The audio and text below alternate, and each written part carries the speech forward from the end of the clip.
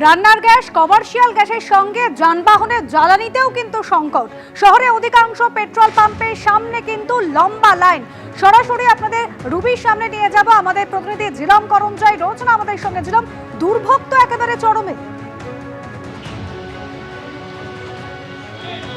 একদমই, আমরা রুবিতে যে সিএনজি পাম্প রয়েছে সেখানে রয়েছি। সকালে এসেছিলাম, সেখানে সরকারি বাসের যে পাম্প সেই অংশে।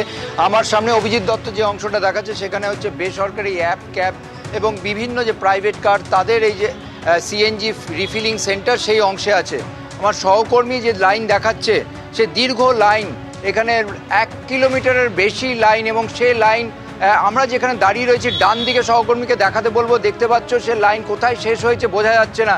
সারিবদ্ধ একের পর এক গাড়ি রয়েছে এবং ঠিক বাঁ দিকে গাড়িগুলো একে একে সেগুলো রিফিলিং পাম্পের দিকে যাচ্ছে।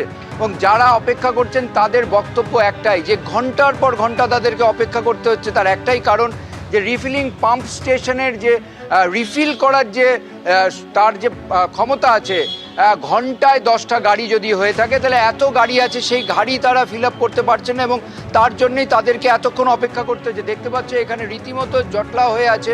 তাদের সঙ্গে কথা বলার চেষ্টা করব।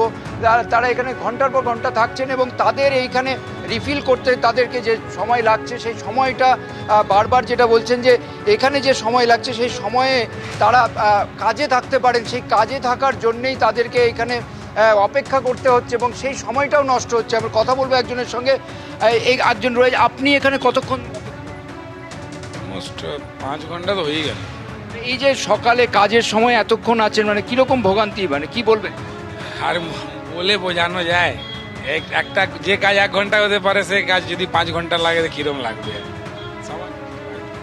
সময় দেখতে পাচ্ছ যে এখানে তার 5 ঘন্টা অপেক্ষা করে এতক্ষণে সে রিফিল করে বেরোনোর একটা উপায় হচ্ছে এই দিকে সে গাড়ি এখন অ্যাডজাস্ট করছে যাতে তার রিফিল করা যায়। এতক্ষণ সে সামনে ছিল তার গাড়ি।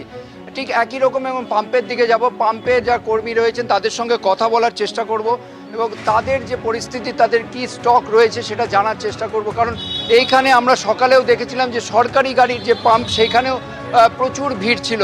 আপনি কতক্ষণ দাঁড়িয়ে? মানে 5 ঘন্টা হলো। 4 ঘন্টা। কোথা থেকে এসছেন? কোথা থেকে? কথা না থাকে এই মানে এত সময় লাগছে কেন? এটা আমি জানি না দাদা। কি বলছে, শেষ হয়ে গেছে না আছে? আছে আছে, শিফট চেঞ্জ হচ্ছে, কেস আছে। অর্থাৎ 5 থেকে 4 ঘন্টা এরকম লাগছে। দেখতে পাচ্ছ এখানে এই মুহূর্তে এইখানে যে পাম্প রিফিল করা, সেই রিফিল করা আপাতত বন্ধ আছে। যে জায়গা দেখতে পাচ্ছ যে পরিমাণ গাড়ি যারা এখানে এসছেন তাদের যে সংখ্যা, সেই সংখ্যা বাড়তে থাকছে, কিন্তু এই মুহূর্তে রিফিল করা থমকে আছে। কারণ শিফট চেঞ্জ হচ্ছে, যারা রয়েছেন তারা এখানে কর্মীরা রয়েছেন এবং এই পরিস্থিতি প্রত্যেক দিন গত কয়েকদিন ধরে বারবার বাড়ছে, সেটাই তাদের বক্তব্য। ধন্যবাদ জিলম। এরই পাশাপাশি বিভিন্ন পেট্রোল পাম্পে গ্যাস ভরার জন্য অটোর লাইন নজরে এসেছে। কলকাতা থেকে জেলায় অটো চালকদের হয়রানি হতে হচ্ছে। বিভিন্ন পাম্পে ফুরোচ্ছে সিএনজি, জ্বালানি ভরতে বিলম্ব সরকারি বাসেরও। আনোয়ার শাহ রোডের একটি পেট্রোল পাম্পের ঠিক কি ছবি তুলে ধরেছেন আমাদের প্রতিনিধি ঐশী মুখোপাধ্যায়, দেখুন। যুদ্ধের জেরে দেখা যাচ্ছে যে জ্বালানির সংকট এবং অটো চালকদের জীবন রীতিমতো জেরবার। আমরা গত 3 দিন ধরে যে ছবি দেখতে পাচ্ছি পেট্রোল পাম্পগুলোতে এলপিজির সংকট, এবং সেখানে ভোরবেলার থেকে লাইন দিয়ে দাঁড়িয়ে থাকতে হচ্ছে অটো চালকদের। আজকেও ঠিক সেই রকমই ছবি ধরা পড়ছে। আজকে প্রায় 2 ঘন্টা হয়ে গেছে। আর আগামীকাল তো রাত্রি 3:30-র সময়, গতকাল 3:30-র সময় লাইন দিয়েছি রাত্রির। গ্যাস পেয়েছি তখন 9:45 বাজে। হ্যাঁ, দাম বেড়েছে, কিন্তু আমাদের এখনো ভাড়া বাড়েনি। আমাদের গড়িয়াগোল পার্ক রুট, আমাদের রুটে এখনো পর্যন্ত ভাড়া বাড়েনি। বিভিন্ন রুটে দেখছি আমরা ভাড়া বাড়াতে হচ্ছে, কারণ এরকম একটা সমস্যা হঠাৎ করে এসে পড়েছে। না, আমাদের ইউনিয়ন এখন সেরকম কোনো ডিসিশনে আসেনি, কিন্তু পাম্পের গ্যাসের দাম বেড়ে গেছে। আমরা চিন্তাভাবনা করছি কি করব, কিন্তু আমরা এখনো পর্যন্ত যা ভাড়া সেই ভাড়াতেই চলছি।